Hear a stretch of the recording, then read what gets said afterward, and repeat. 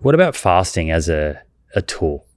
Shortening because we've spoken about sort of changing diet quality and dietary restriction through modulating macronutrients. Spoken about counting calories. What about this third option of saying, okay, currently you eat within 14 or 15 hours, which I think is what the average person eats across, basically waking up, eating, and then eating all the way to going to bed. For some people, will restricting the number of hours they're eating be enough to get into a calorie deficit and lose a significant amount of body weight? That's comparable to, say, counting calories and creating that calorie deficit very intentionally. I'm so glad we have another 2 hours here for me to get into this, but clearly we're going to need to carve out time for a part 2. So the intermittent fasting thing really picked up steam within the last decade. And the research on intermittent fasting has been very vigorous and prolific over recent years, because we're finding out that it's an effective modality for both weight loss and controlling or mitigating excess weight gain. We don't have to quantify so precisely what's being eaten in terms of calories and grams and things like that. One of the beautiful things about intermittent fasting models, whether it be, there's 3 main ones. There's the alternate day fasting model. There's the twice weekly fasting model, or what people would know as a 5-2.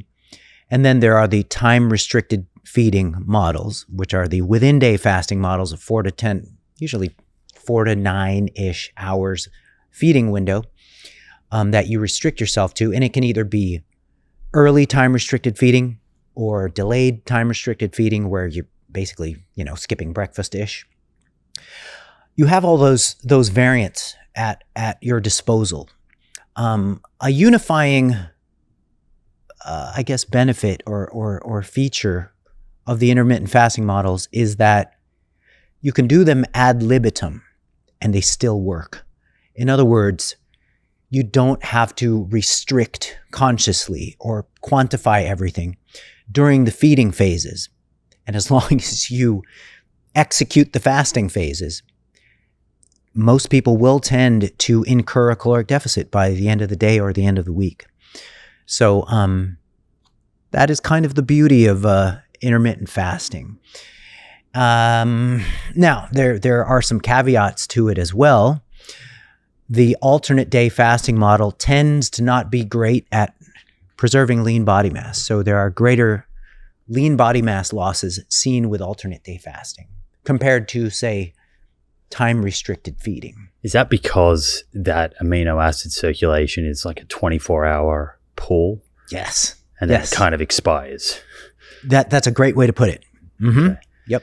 Yeah. Yep. When you think of the maintenance of muscle mass as this dynamic balance between muscle protein synthesis and muscle protein breakdown, then there appears to be somewhat of a unrecoverable level of muscle protein breakdown on the fasting Right. So phase. protein feeding, this seems common sense, but it really has to be considered on a 24-hour sort of basis. You can consider calories across a week, right? Yeah. But what I'm hearing from you is it would not be equivalent to, let's say, over a week, you're consuming X amount of protein. Mm-hmm.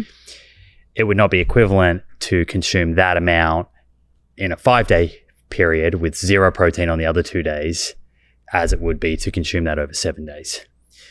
Theoretically, yes. Unfortunately, we actually don't have the studies to confirm this.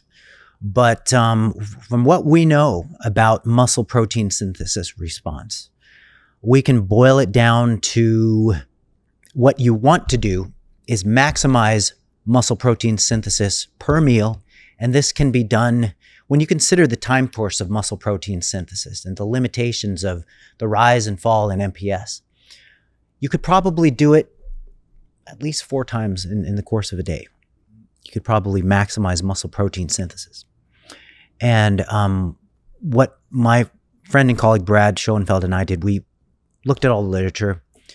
And since we're being practical, we boiled it down to 0.4 to roughly 0.6 grams per kilogram of body weight, which would maximize the short-term anabolic response or maximize muscle protein synthesis per meal with that dose of 0.4 to 0.6 grams per kilogram, which is roughly 0.2 to 0.25 grams per pound in terms of protein feeding per meal. That maximizes the anabolic effect. And if you do that 4 times in the course of a day, you'll be consuming 1.6 to 2.2 grams of protein per kilogram of body weight.